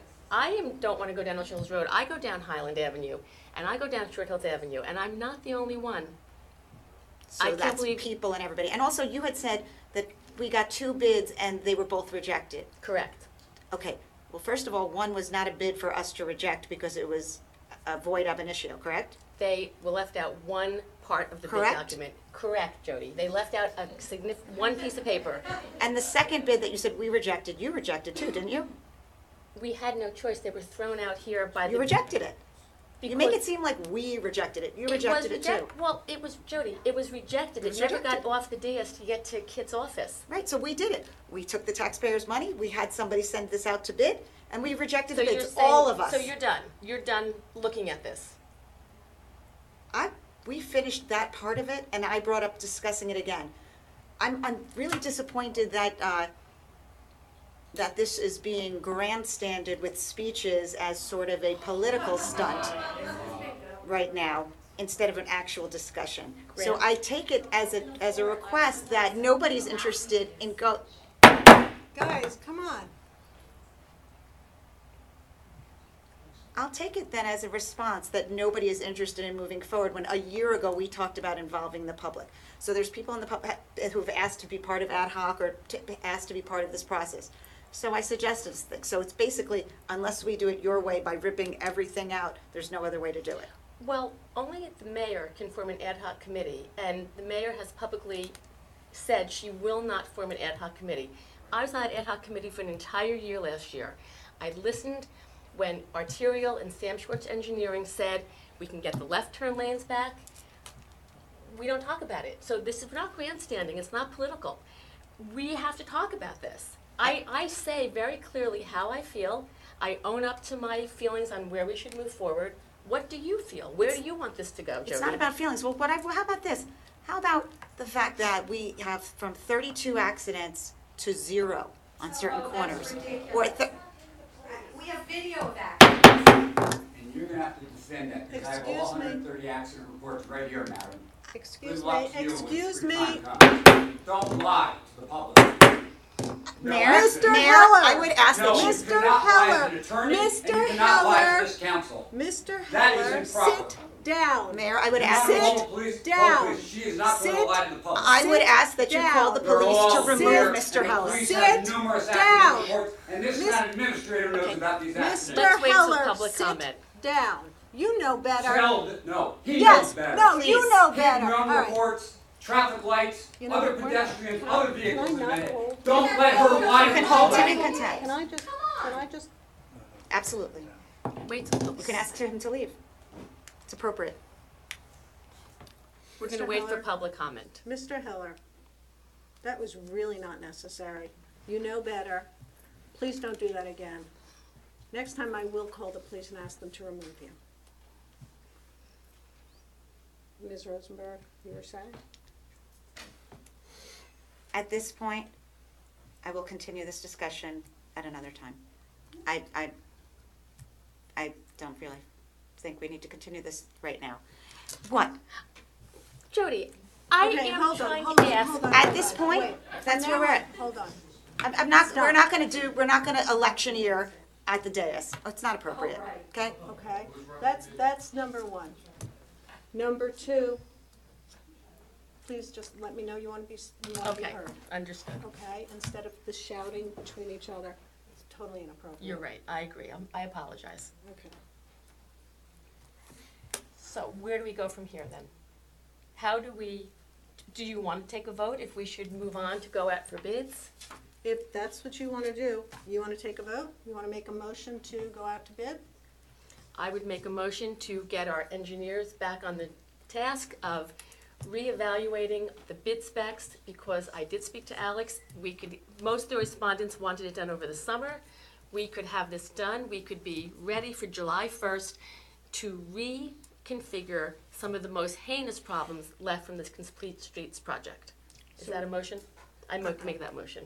I don't understand what you're asking us to do. I would like us to, I'll read it from here. I would like us to move forward with our town's engineer, a traffic consultant, and our town planner to determine the specs once again, to remove the flex parking and return the right-hand slip lane to Millburn Avenue as a starting point. To remove flex parking and Get to that, prepare specs. prepare specs to Just go to out for prepare bid. To prepare specs and go out for bid. Correct. Okay. Is there a second? Second. Do I take a vote? Ms. Lieberberg? Yes. Ms. Rosenberg? No. Ms. Thaleglo? Yes, Mayor Burstein? No. Did not pass. indeed. All right, any other old business? All right, public discussion. When invited to speak, please come to the lectern, clearly state your name and address, speak into the podium microphone, so your comments can be understood by all and properly recorded. Whenever an audience or committee member reads from a prepared statement, please give or email a copy to the township's clerk office at cgotti@millburn.twp.org. To help facilitate an orderly meeting and permit all to be heard, well, I, again, am not going to use the clock unless people abuse the time. Does any member of the public have any comments? Please come on up. Carrie Strasberg, under Cliff Road. Before the whole public comment goes cuckoo for Cocoa Puffs, I just wanted to thank the Township Committee and the entire town for participating in Roctoberfest. The Ed Foundation hosted the 3rd annual Night Roctoberfest. It was in Taylor Park again, and then the after party was at 75 Main in the lot. The weather was amazing, and we had a great turnout. And many people in this room participated in ways that were just amazing. Richard Wasserman and his wife showed up at 7 in the morning to lug tables and chairs, and Ms. Rosenberg was a sponsor. Mr. Heller was also a sponsor. Tara Purpose was a sponsor. We had great participation from David Sorkin and the DMDA. He not only sponsored it, he's going to help us more next year. We have a couple of ideas to run by you. But that was New Frontier in Suite 1. And all the feedback that we've gotten so far has been very good. So I wanted to thank the Township Committee for letting us use our beautiful Taylor Park and to have our after party. And Alex McDonald made an appearance with his kids, who were very cute. And I saw lots of you there, and we very much hope to be back there next year, hypothetically September 28th. So we will be coming to talk to you about that soon, but we just wanted to thank everybody in the town for their involvement with it. Thank you. Congratulations. Come on up. Sarah Sherman, 42 Greenwood Drive, South Mountain Civic Association. I'm going to shift gears a little bit. We've been very concerned about the cleanup of the area around the joint meeting pipes at Gilbert Place, and I have been in touch with Mr. McDonald regularly, sending him pictures. The rain on September 25th really doubled the debris at the Gilbert Place location, and we are very concerned about getting a regular schedule of cleanup. So I would like to state that publicly. I know I've raised the issue with you. I know that there had not been a schedule. We want to know if that can be done, and with what frequency. The rain on the 25th frightened a lot of us. Those of us who live at that end of South Mountain, we run out and take pictures and watch the river and shake a little bit and worry that it will overflow. So without alternative 4A, I and the residents of South Mountain, who speak to me regularly, are trying to find some kind of regional approach for what we can do. So I would like to know if the Mayor's Council will continue. I think we're meeting either next week or the week after. Okay, and we've also sought some professional information about the buildup of little islands in the river, both downtown and at the Gilbert Place. Now, we know that some of those are altered over time with the flow of the river, but we are also interested in getting some information about dredging. So the D word that you're not supposed to use. So if I can't say dredging, I'm going to say desilting, desnagging, whatever the terms are that can get us some help there. A question that I would raise is whether or not it's possible to dredge the Taylor Park Pond. I don't know if that's ever been considered. And I know at the meeting with the Army Corps in July in Trenton, the issue of using the Campbell Pond, I believe it's called, in the reservation as a catch basin was raised. And I want to know also if that is on the table. So hurricane season is not over, and we still worry. So going forward, we'd like some assurance about what measures will be taken in the near and in the long term. And one last thing, Mayor.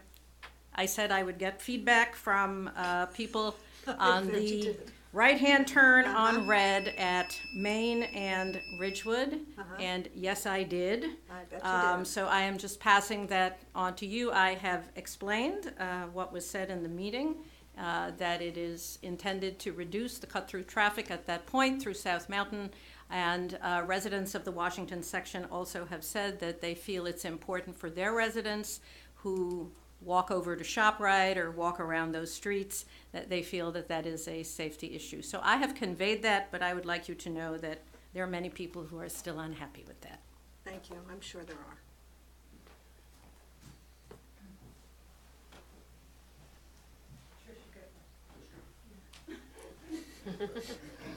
Thank you. Tricia Lister, I'm a resident of Benson Court and Short Hills, and I'm sure a lot of you are familiar with the construction zone. I don't know where I get a copy of the new ordinance you are proposing, but I'd like to just touch on 3 different issues concerning the construction in this town. Since May 2nd, we, on our street, have been living through a nightmare I thank some of you who have helped with the situation. It is not getting any better, as you know from my emails this week. So let's go into the first with the safety practices. I've done 3 different categories, more than happy to send it to you. First of all, before we start construction anywhere in the town, perhaps the builder or resident should survey the property so that we do not take other people's property and put it in with theirs. So that should be done first. It should be marked with markers. Number 2, install a fence around the property to ensure the safety of children, adults, animals are not at risk as well. We have included that. Okay, well, I don't have a copy. Right. Number 3, apply water to the house during demolition and excavation. These homes built have asbestos. Some of it has been sealed. It's legal according to the state. When you remove it, it must be watered down. We included that as well. And not a garden hose. You guys are gonna have to figure it out, whether it's water on Water wheels or trucks. what have you. We were lucky on Benson Court because it rained that day. Number 2, the building ordinances should be communicated and enforced for all building. When a resident comes to the building department and asks for an ordinance, they should not be handed a book. Find it, is what I was told. Find it. Then I was told it did not exist. Well, long story short, there is an ordinance for retaining walls. It is buried. I got it, and I sent it to everybody. What was going on our street was illegal, and the town was not going to stop it. Had we not taken notice, it would have been a disaster. And number 2, or 2B, they should be clearly listed on the Millburn website in building. A retaining wall is not found under construction site or preparation or what have you. Excuse me, it doesn't belong there. It was well buried. I was laughed at by your head of your building department. I was handed a book and it was taken out because we found it. Get rid of that one-way mirror down there because they all laugh when you go in there and they're watching what the residents are asking for. There's a one-way window when you walk in there on the left-hand side. They can see who's there. Get rid of it. Okay, the number 3, the property owner's name, phone number should be on the site or the police department should know. The house next door to us was stripped until midnight. They took the windows, the heater, the air conditioning, the electric, the fixtures. It went on from Memorial Day until the end of July. The sidewalk, the refrigerator, the kitchen cabinets, the bathrooms, stripped clean. And then they would come at midnight in their wagon and have a party in there. We didn't know what was happening, but we got tired of calling the police. They were there 6 times on Memorial Day. And every time they came, and the police were excellent, they would say, we own the house. How many people own the house? Mm-hmm. They didn't know when it closed. They didn't know what they paid for it. They knew nothing. But the police said to us, what do? We don't know who owns the house. The only reason I know it had changed hands is because I'm a realtor for over 30 years in town. They didn't even know when they bought the house, but they all owned the house. They stripped it. They came at 8 o'clock at night to strip the house. There's nothing left. And number 3, let's get to the environmental concerns. Proper tree removal does not mean cutting the tree at the root that's 100 feet tall, slamming it on the ground. 33 trees were taken out of 7 Benson Court. Slammed to the ground. We now have to put in a new driveway, and I have damage in my house. It was like bombs coming down for 3 days. I get chased with a chainsaw because the builder and his crew from Livingston want to cut down my trees. There's a police report on that. Why should I have residents have to stay home for 3 weeks to guard my property? Tell me. And then be chased by a chainsaw because the contractor of the tree man didn't think I was in the house that day because I had laid low. And as he was going to get my trees at 5 feet, I went running across the front yard and I called the police. You should properly dispose of waste materials. For 2 weeks, we've had garbage by the side of the street. I told the code enforcer, I sent him a picture. We go on vacation, we come home, my 2-year-old grandchild wants to pick up the orange peels and the wood and everything else from the street. Thank you. It was removed last Friday afternoon finally. The whole truck was loaded with black bags of whatever. Shouldn't be. Get a garbage or take your food elsewhere and dispose of it. They have no facility up there to get rid of their garbage. They did clean it up today. I don't know why. There should be a porta potty on the property. When they issue a building permit, somebody from the building department should get in their little car with their flashing lights and go see if there's a porta potty. Instead, my property became the porta potty. And then the builder getting all over town. Mrs. Lister, Trish Lister has a problem with her woods. Why can't we use her woods to go to the bathroom? Well, my neighbor across the street has a 2-year-old. They're looking at men coming out in the street, pulling up their pants. She got the brunt of it, not me. Not right. And the porta potty never came until we had to call the police on Saturday because, again, nothing happened. And then they shut them down, and the men were nasty because they couldn't understand why they can't just use somebody's property. And then we should have the water, and we should also have electric. That property has no electric on it. And when they cut the cable lines, they're hanging. I put them together and wrapped them on the telephone pole so a kid didn't get hurt. They're still hanging there. They should be cut up above. We've got a whole neighborhood of young children. We still don't have any fencing, and we got an 8-foot drop. There's no fence on that property. Big boulders. The street is loaded with mud. The mud is coming across my property. Front of my curb is loaded with mud. The men use my property to cut through. I'm not a cut through. Maybe I should charge. They're cutting through my property to get to their trucks and everything else. But I've been nice. I haven't said anything. But I don't know what's in this new ordinance, but I would love to read it and comment it because you people don't want any input from the residents. I've lived through it. That's not true. Well, I offered. Actually, Mrs. Lister, because of a lot of your emails Yes. to us, that's what, prompted us to look at I appreciate look at that. this. I appreciate. And I know how much, Right. trouble And you've Alex, had. I took the time and I explained to him, and I think he understood. And unless you're a realtor dealing with this, you're not going to understand why we were upset on Benson Court with the asbestos. We know it had asbestos.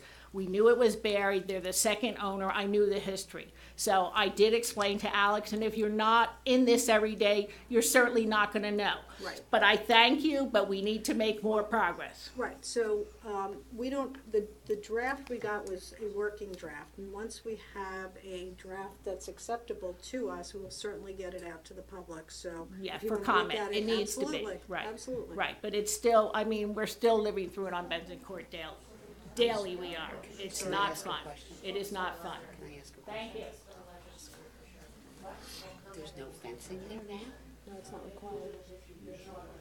Silk fencing, yes, but not fencing, and that's one of the things we'll put in the ordinance. But if there's an 8-foot drop, it's a safety issue. Right? I mean, It's more our issue than hers. That's why we have to do what we're doing. Yeah. No, I think just give it to the clerk and then the committee. No, it's private property. Private property.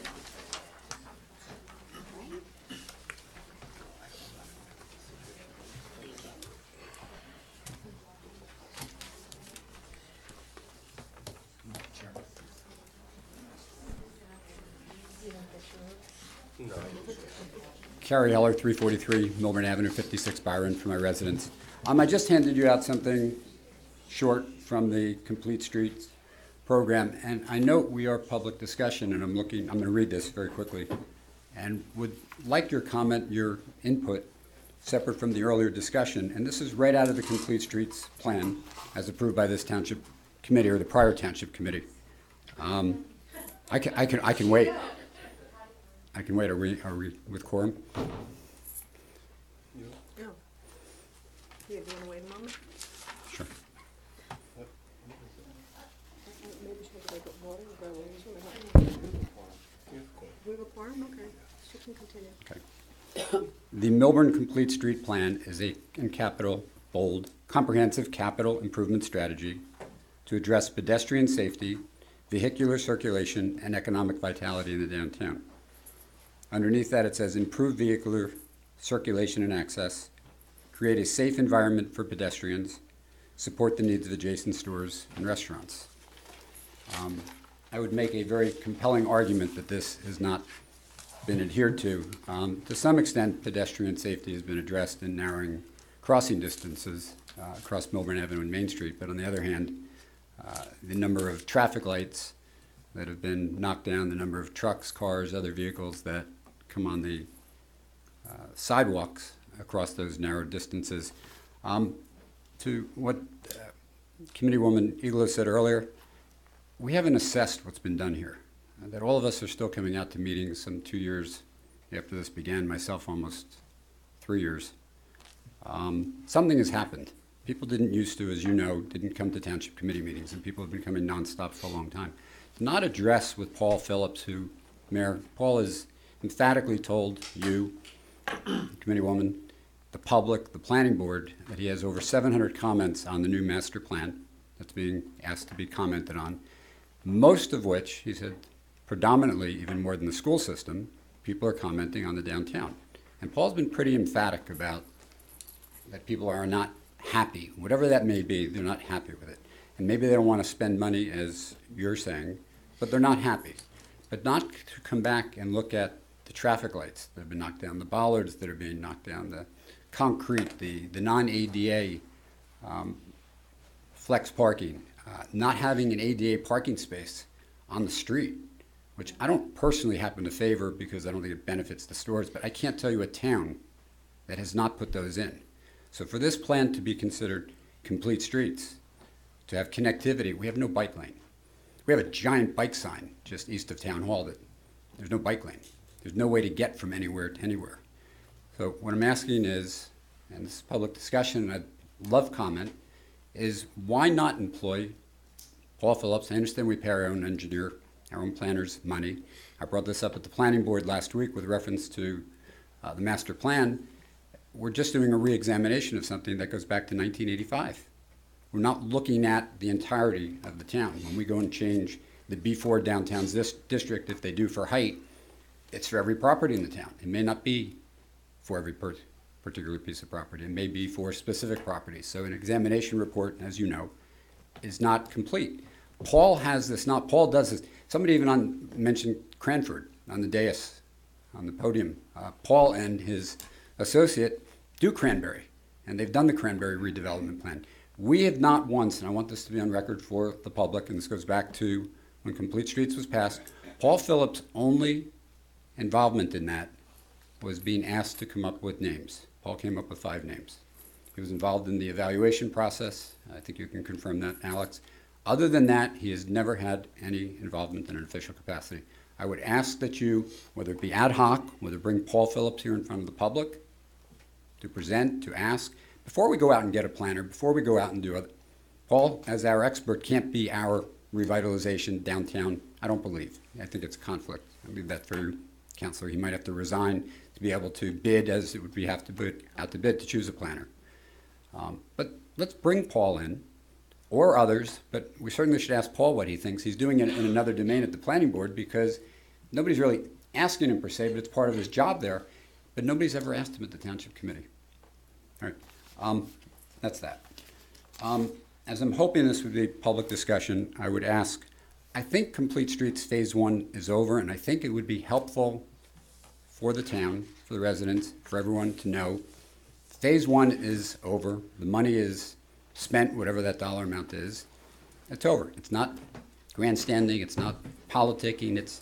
I think it would be helpful to the real estate brokers, to anybody contemplating coming into town. Assuming that's so, I think your mayor's ad hoc committee doesn't need to be here anymore. It's a Complete Streets ad hoc committee. Assuming we're done, we're done. We have $3.7 million of bond authorization that's still out there. I'm going to call that dirty money. It was approved by 3 people who are no longer on the township committee.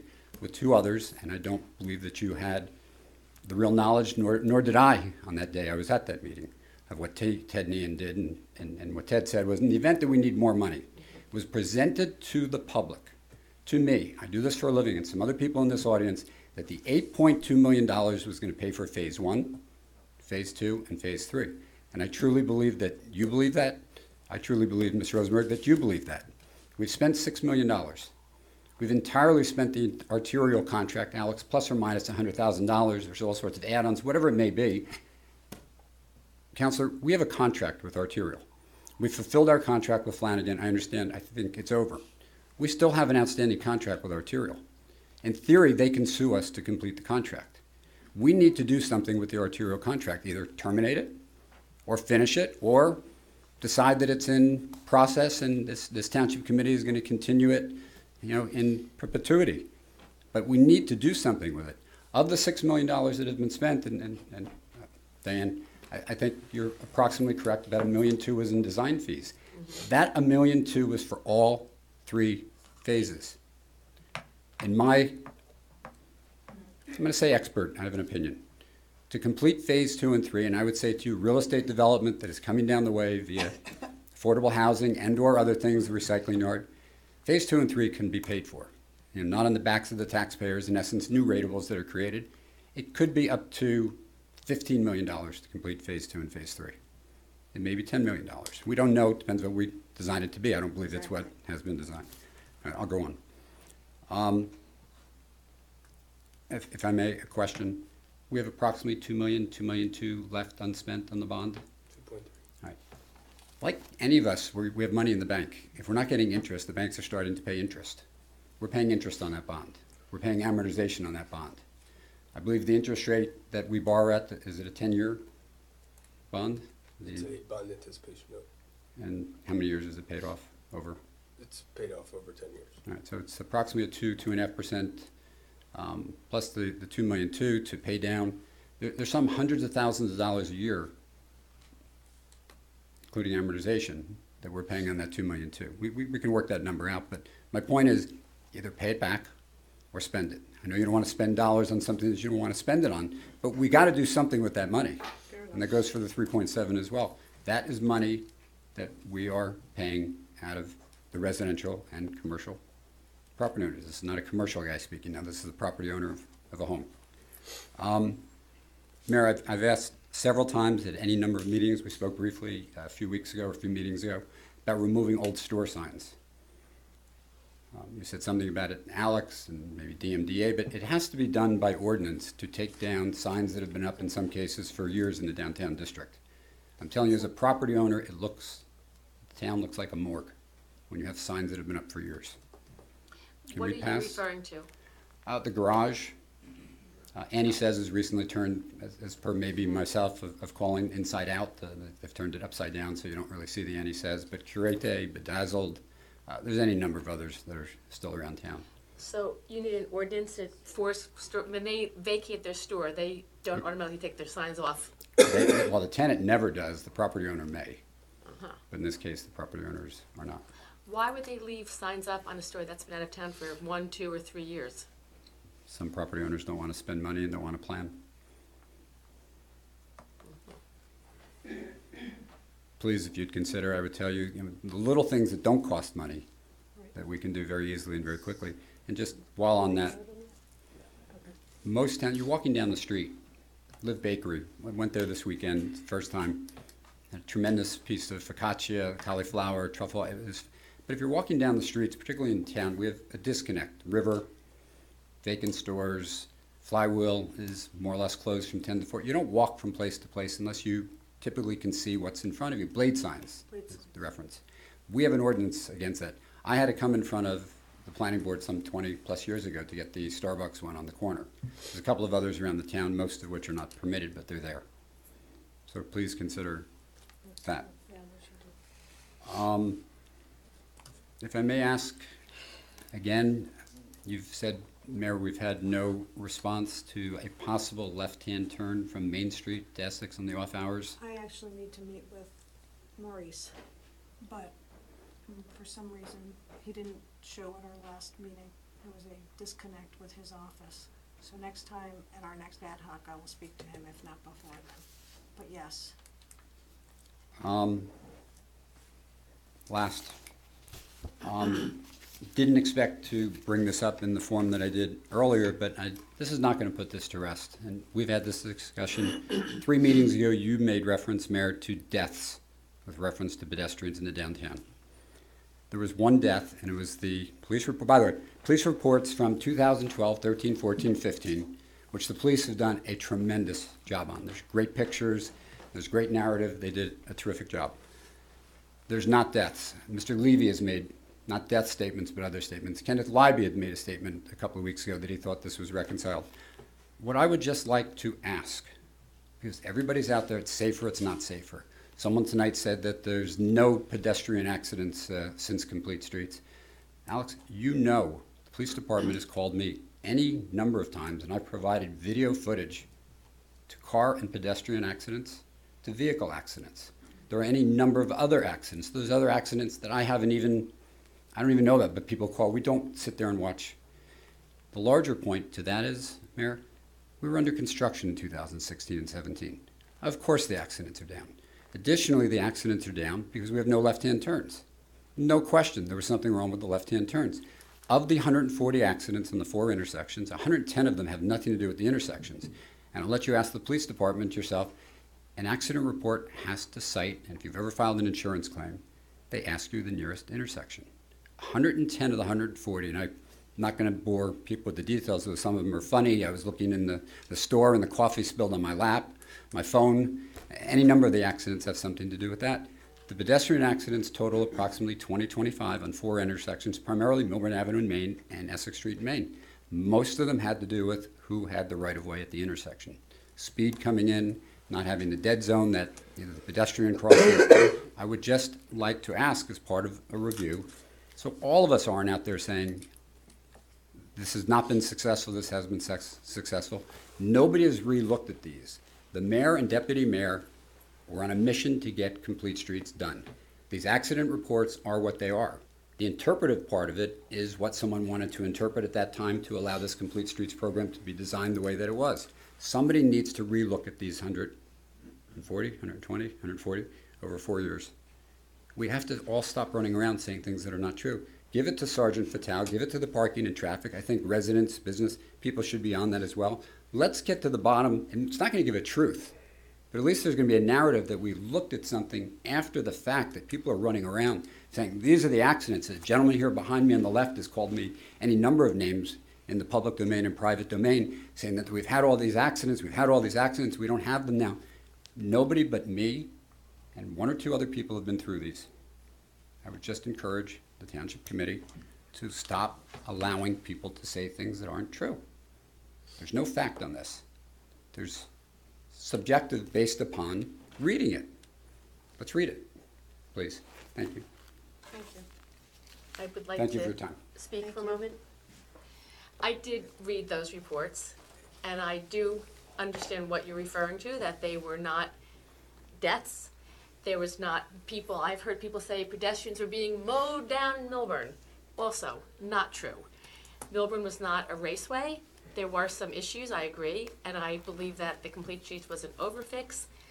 And I would be happy to read them again if I could get copies of them, because I know that there was a couple of pedestrians were hit. They were kids jaywalking. I happen to have been on the scene at one. One was actually one of my friend's child. So they were all kids, unfortunately, running out. And I think we can all agree that the jaywalking and the cross-cutting has not stopped at all.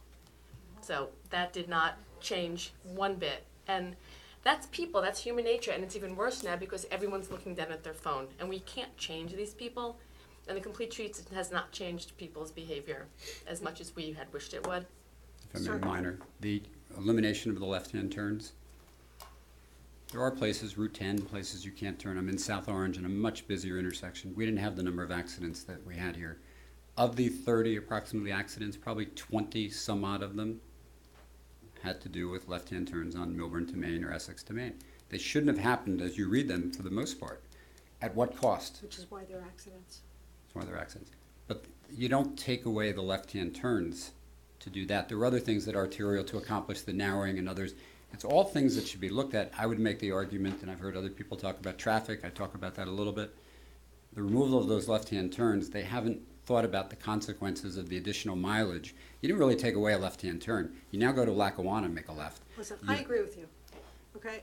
I agree that the left from Maine to Essex, taking that away doesn't make sense. Well, But- just hear me out, that if you don't make the left from Millburn to Maine, you're now making the left from Millburn to Lackawanna.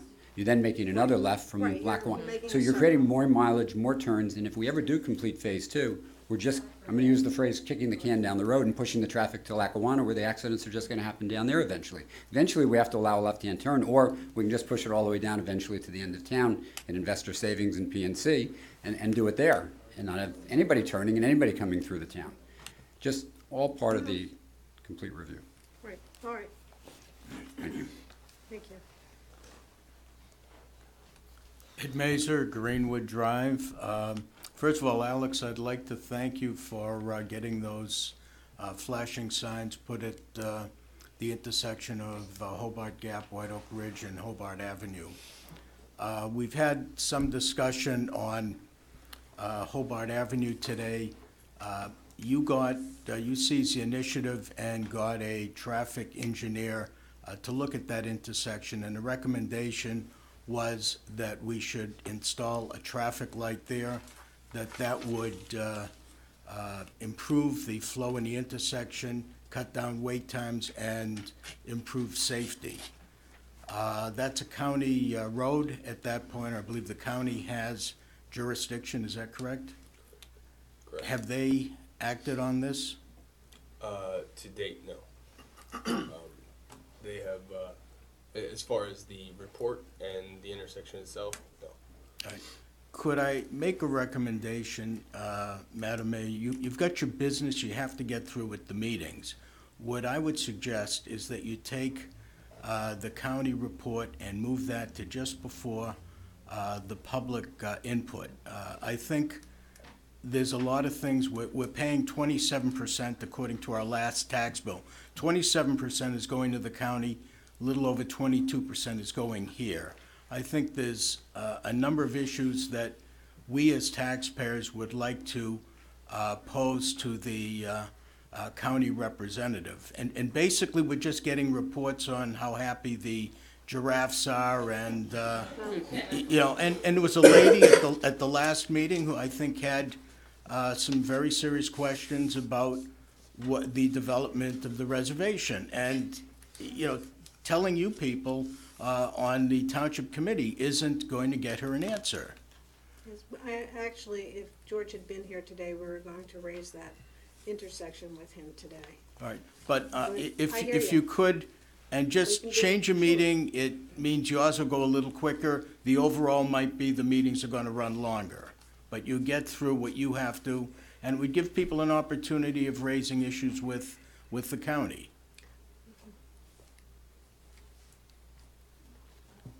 All right, next thing is, we've had a lot on traffic today. One of the things that I would like to suggest is that on the township website, that there be put in a section where people could email comments to the town. I recognize you'll get some flaming emails, but I think. Anyway? Pardon? We get them anyway. Okay, all right, but it would give people, if they have an idea, a lot of people don't want to come out to these meetings, they're not familiar with the operation, and there may be some valid suggestions that would come out of this.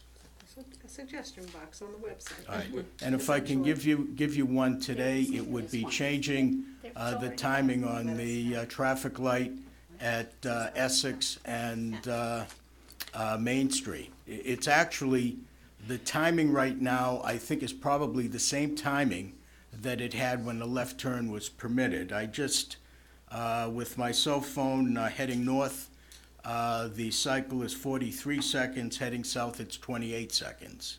It makes no sense for cars to be there. They do provide for crossing, so that It's not the white person is for the whole part of it. It's not that it's protected. And it makes no sense for cars to be stopped going south, watching the cars heading north. There's no cross traffic. We'll bring that up. Okay, there's been a reference tonight about the crash investigation reports. Have we had our traffic consultant look at these? We've got an irregular street pattern in town. To look at these, I mean, it's gonna be money, but it's relatively small amount of money to see where we're having accidents. You had an individual come in last meeting for Highland and Hobart.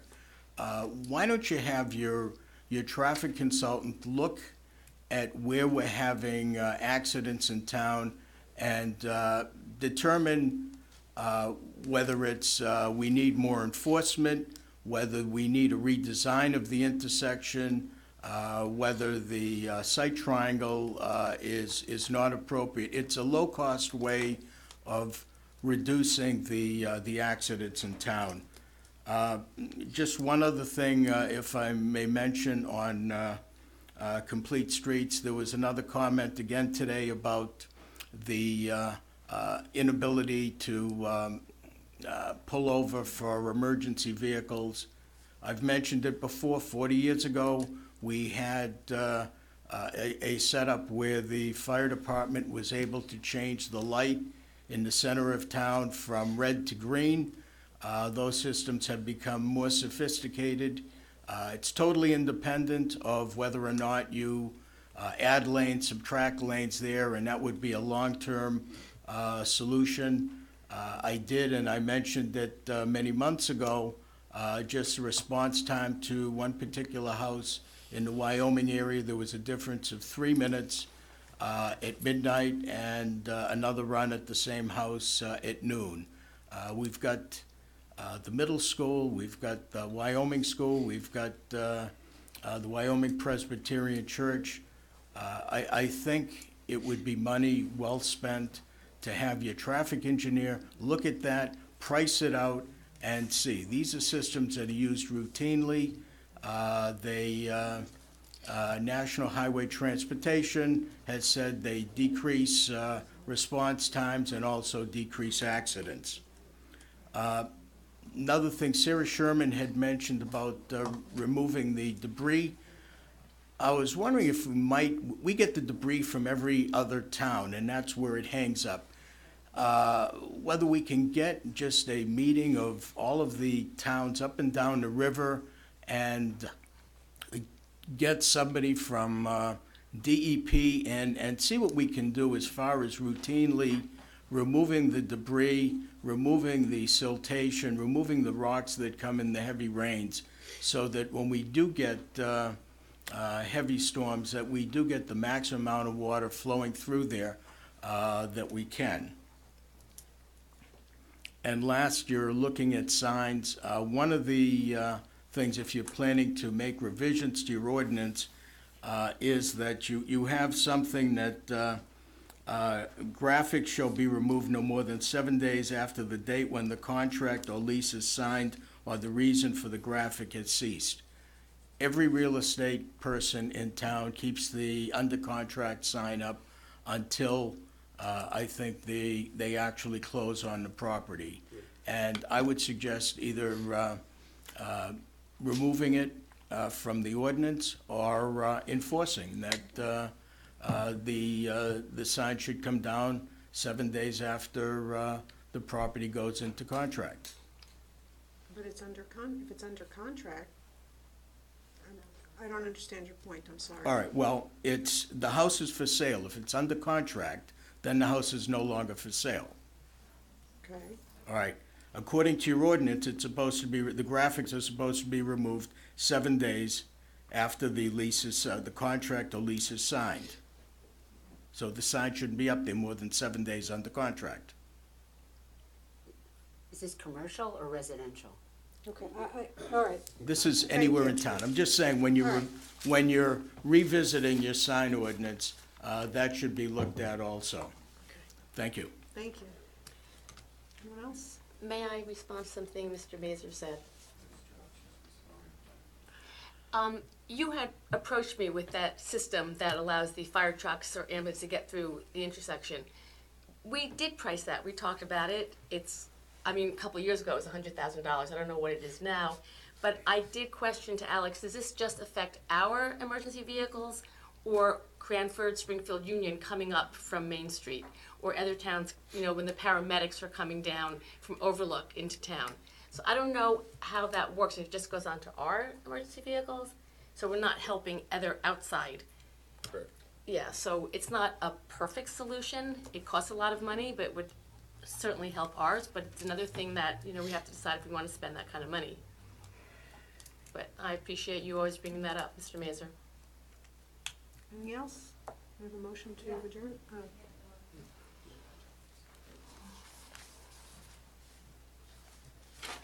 Sarit Katz, 11 Fairfield Drive.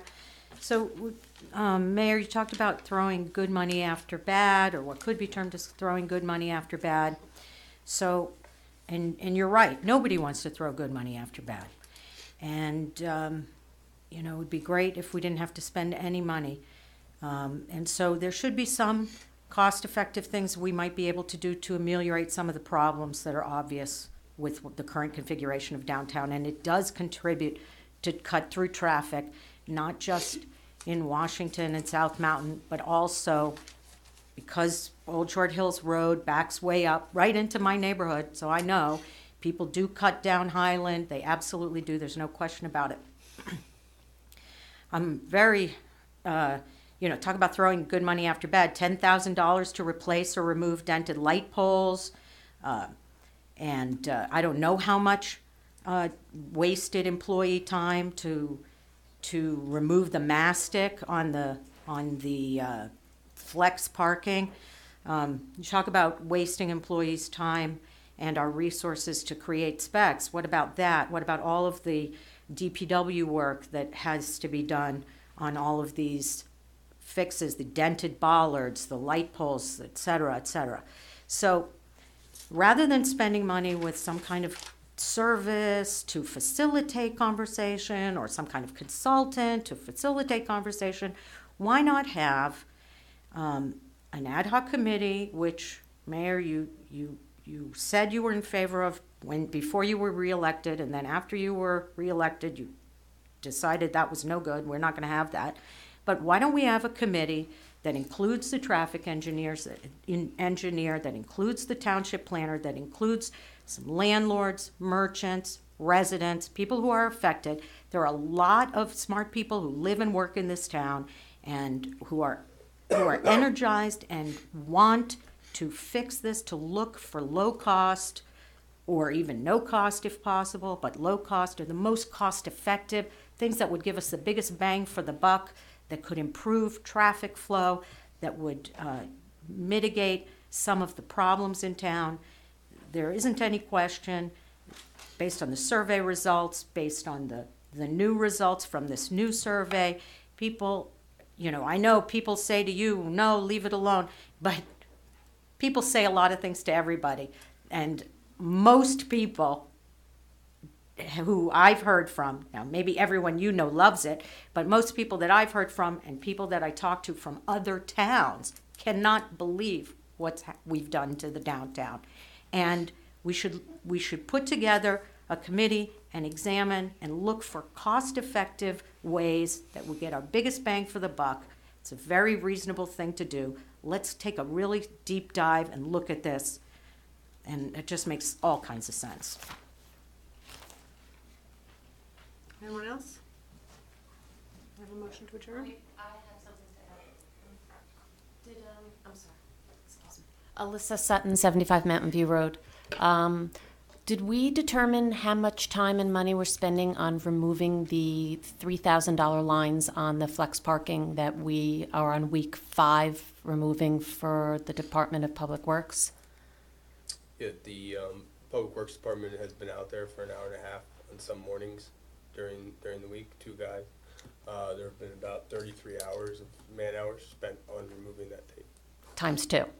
No, that's times 2. Okay. and the mastic is not coming up along with the white part of the tape. So what they're doing is they have a blow dryer, and then it's heating up the black mastic, which is then releasing the white striping, and then the other guy's pushing the white striping.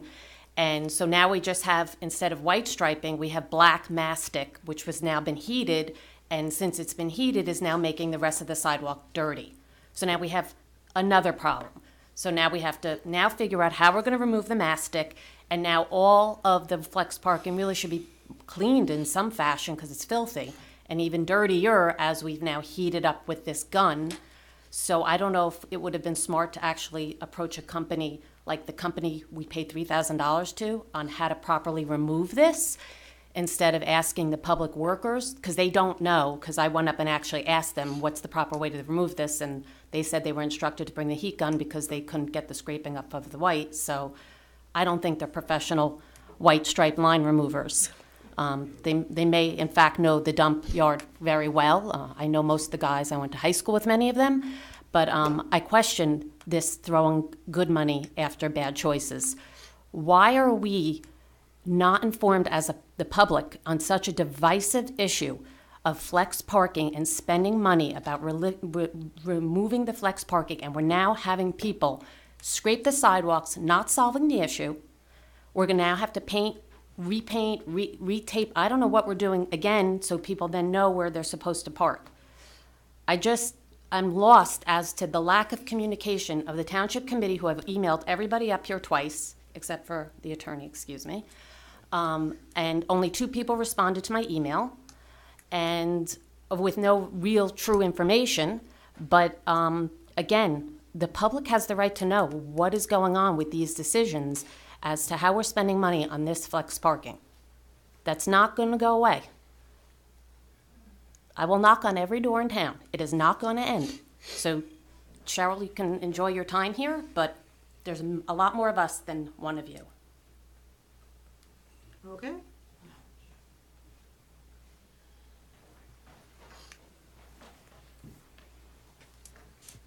Phil Kirsch, 93 Cedar Street. I guess we're in 2 different worlds here, because one thing I know, before most of you were on the township committee in one capacity or another, or I don't know how many people were coming to meetings here, but I do know that there were, whether people agreed or not, thought Complete Street should just be stopped, there were a large number of public meetings. There were all these meetings to question arterial, to say this is a lousy idea, to ask about, that was going on. So in talking about maybe inaccuracies, that was going on, and I know it was going on. Other people do too. So for people to get up here and talk as if there has never been, someone could maybe quarrel with communication in the last year or 2. They could quarrel with that if they want to. But to say there has never been any communication is just not true. And I wish that, I know I would tend to listen more to someone if they weren't so extreme to get up as just the whole thing is some kind of plot, some kind of secret disaster, because that is not true. And so I ask myself, what else should I listen to from people who come from that extreme? So, thank you. Thank you.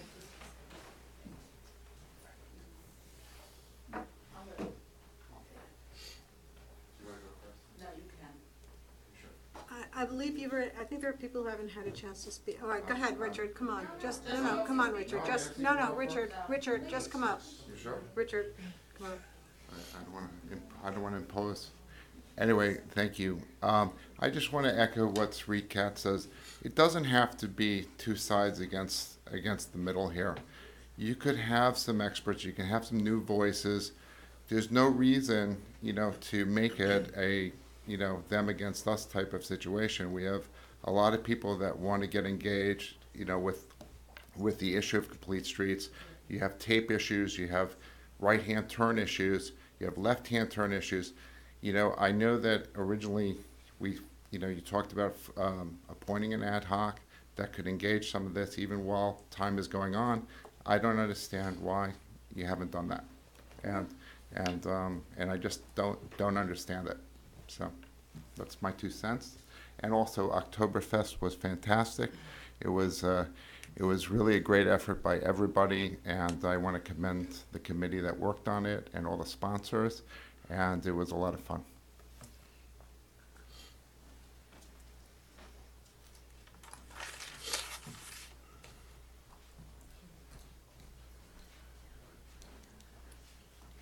Nancy Stone, 10 Fielding Road in Short Hills.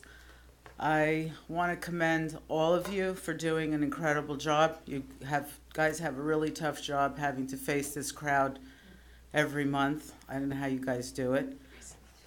Susie? Twice a month. Twice this month, actually. But I got to tell you, you come, you listen, why we're focusing on tape and all of this. Why can't we focus on the good? The town looks better. It absolutely looks better. Was there mistakes made? Absolutely. Are they going to hopefully be corrected? Hopefully they will be. Apparently not. Well, you know what? With a few people that are very vocal, there's a lot of people that outnumber the people that have gratitude for what we have. And if you poison the well, then you're not going to have a town to even go to. And that's a big problem. Because let me tell you something. I have a business here 30 years. And if you keep poisoning the well, we're not going to have a downtown to go to. And you should appreciate what you have before it's gone. And I applaud all of you for doing the best work that you can. Everybody tried to do their best. And the people that didn't are out. And you do your best. And you had time to complain. You didn't show up. And you didn't put your 2 cents in when you had to, and now you gotta go back and say, oh, this is bad and this is bad and that's the best. I mean, that's just wrong, just absolutely wrong. I'm very proud of this downtown. I live here. I'm proud of it. I respect the merchants that show up every day to do their best for this community. And people better start respecting what they have before they lose it altogether.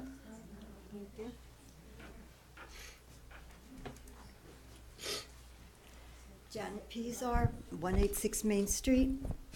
I would also like to address the issue of communication. And I'd like to say to everybody here tonight, please come to every meeting that you can come to. Whether you're on this side or that side, we need you to work on this town, and we need your voice. And the fact that so many people are talking about having had no knowledge of complete streets is case in point. We need you here, and we need you to bring other people here to the town. Because if you're apathetic about the town, if you're not attending meetings, if you're not checking the item, if you're not reading the website, if you're not watching neighborhood to see what's happened in the meetings, you're apathetic. I learned my lesson 13 years ago, and I've been coming to meetings almost 13 years. And one more thing I wanted to say. This is not the first heated, controversial issue in this town, nor will it be the last. So come, stay involved, raise your voice at the proper time, and be part of the process. Here, here. Thank you. And on that note, may I have a motion to adjourn? No? Just a side question, nothing.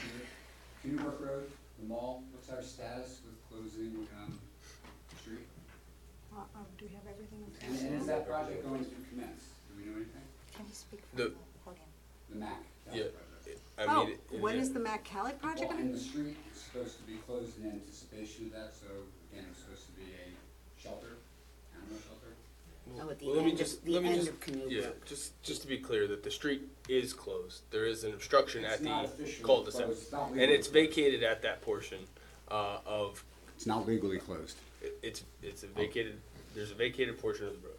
And there is an obstruction, whether it's legally closed or not. The project is set to commence, as you've probably noticed, they've cleared the site. We don't have a specific date as to when they're going to start, but it is imminent. Okay, And that's just for for- everybody else to know that the Google issue with Spinner and Way and Canoe Brook Road has been resolved. If council, if you permit to address, the street is not legally closed, and we are looking for quitclaim deeds or other terminology from the property owners on either side of the street. And the issue is, and again, having attended, starting with the zoning, planning board, subsequent, the concern is that the Poet section or entire Short Hills could have that street opened again in the event that rescue, emergency, school, Board of Education wants access, Kennedy Parkway floods. That street will get opened if we don't close it. There's no question. The Well, you mean deeds have been physically received. Wait. Legally. You mean physically or Legally closed that they will sue at some later date to open the road as per my understanding, having seen that ordinance, having seen it, believe it or not, Elaine Becker, it's closed by ordinance. It's not legally closed. I have the ordinance. Believe it or not, Elaine has it. Elaine We'll gave it look to me. at it, okay, because I'm not Well, this quite is not sure a what new it subject. means. There's a woman from Canoe who's come in front of you But she was any, talking about physically, she wasn't talking about legally, so that's why I'm just trying to understand. no, she was what talking you- about legally. Absolutely, I've spoken with her. But if we may, I mean, council knows a lot about this that predates even your involvement. Could we, That we have received the deeds from the adjoining property owners, from Canoe Brook Country Club and from the water company, conveying all of their interest in the property to the township. We are waiting for an additional certificate that needs to accompany the deed when it gets recorded from Canoe Brook. When we have that, transaction will be complete. all right, but there's a second part to this and why a prior township committee was choosing to put an animal shelter and a structure on there is to make sure that at some later date, that street is not reopened from Kennedy Parkway back into Short Hills.